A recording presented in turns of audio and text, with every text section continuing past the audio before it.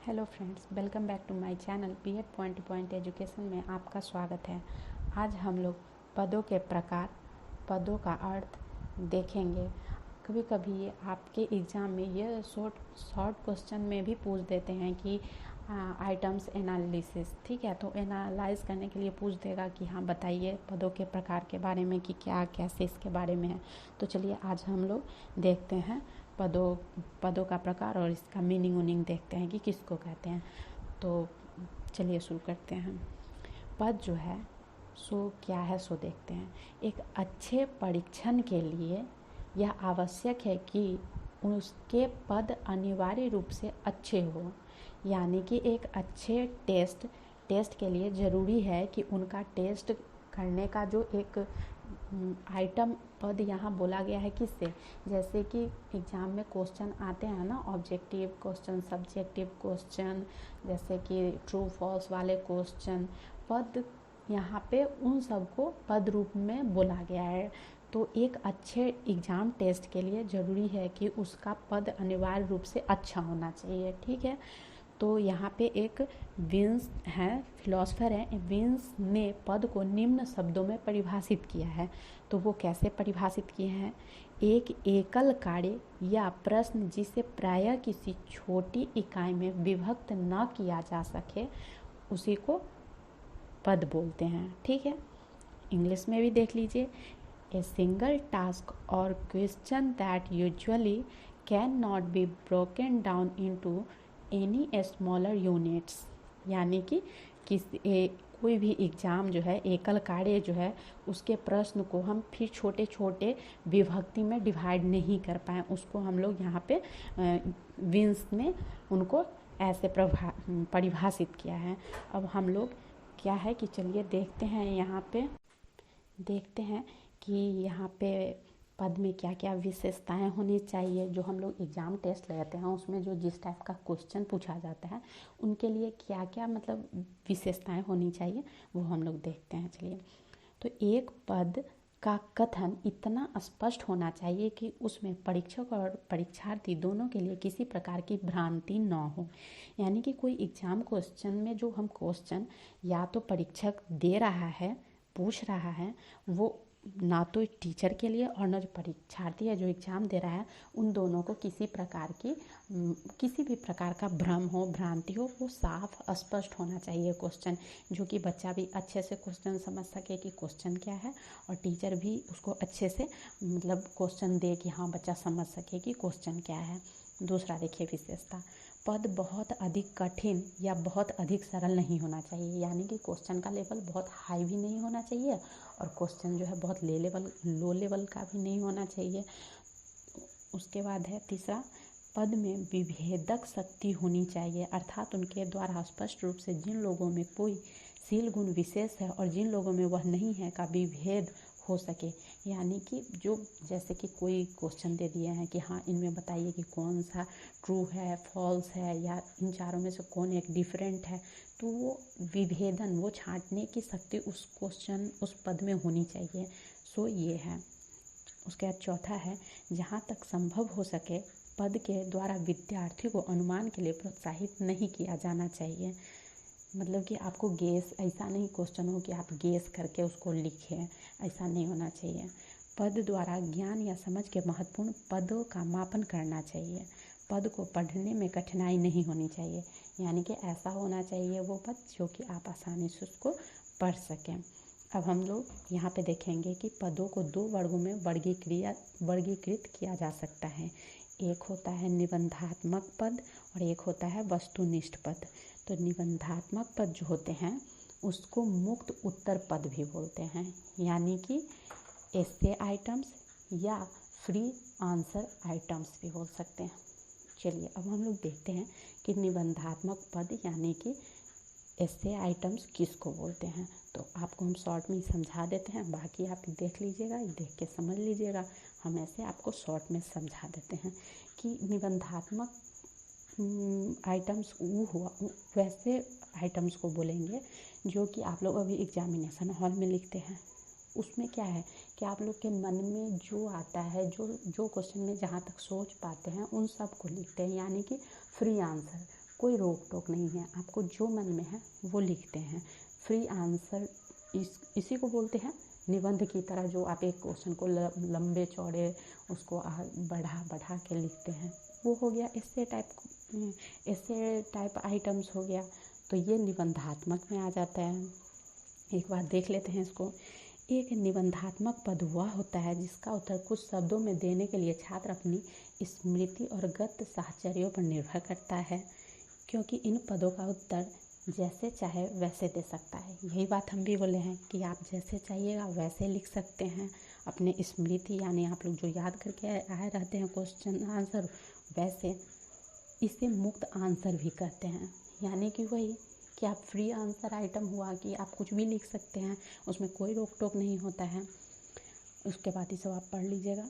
चलिए आगे देखते हैं। निबंधात्मक पद दो प्रकार के होते हैं, यानी एस्से में भी दो प्रकार के क्वेश्चन होते हैं। एक होता है लघु उत्तरीय प्रश्न, शॉर्ट आंसर वाला होता है ना, शॉर्ट आंसर वो, और एक होता है लॉन्ग आंसर वाला जो होता है वो। तो जैसे कि अभी आप लोग एग्ज़ाम में दे रहे हैं, दीर्घ उत्तरीय वाला क्वेश्चन रहता है आप लोग का, उसको डील करना रहता है पूरा आंसर को। और जैसे आप 10th तक के एग्ज़ाम में दिए होइएगा तो लघु उत्तरीय प्रश्न रहता है, छोटे छोटे 1-2 लाइन में जिसका आंसर देना होता है। तो निबंधात्मक पद दो प्रकार का हो जाता है, एक लघु उत्तरीय प्रश्न वाला, एक दीर्घ उत्तरीय वाला। ये होता है निबंधात्मक में।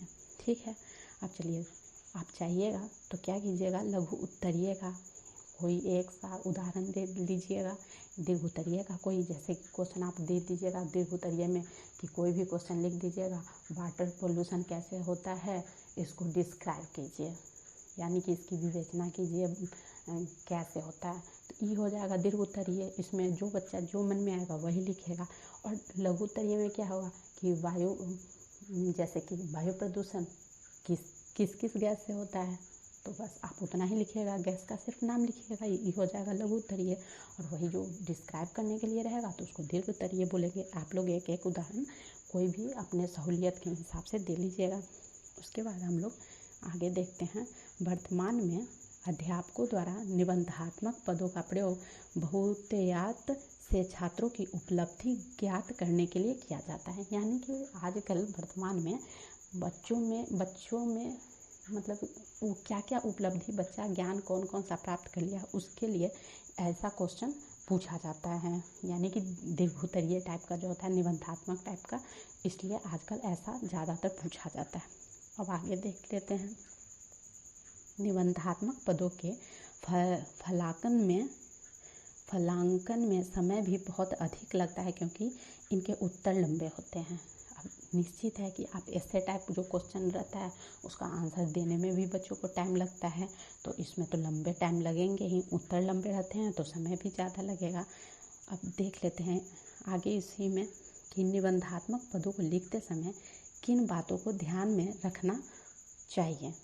तो क्या क्या ध्यान में रखना चाहिए जब आप ऐसे टाइप क्वेश्चन, मतलब दीर्घ उत्तरीय जो जैसे आजकल एग्ज़ाम में आप लोग लिखते हैं, यूनिवर्सिटी एग्ज़ाम होते हैं उसमें दीर्घ उत्तरीय क्वेश्चन आंसर होते हैं, तो वैसे जो क्वेश्चन देते हैं वो लिखते टाइम आप लोग को किन किन बातों पे ध्यान रखना चाहिए। तो यह ऐसी समस्याओं से संबंधित होने चाहिए जिसका उत्तर बहुत विस्तृत ना हो। यानी कि आप लोग जो मन चाहता है, जो नहीं भी उसका आंसर है, बहुत सारे स्टूडेंट वो भी लिख देते हैं, किसी और का आंसर रहता है किसी और में लिख देते हैं, क्योंकि इससे उनका पेज भरेगा। तो ऐसा नहीं होना चाहिए।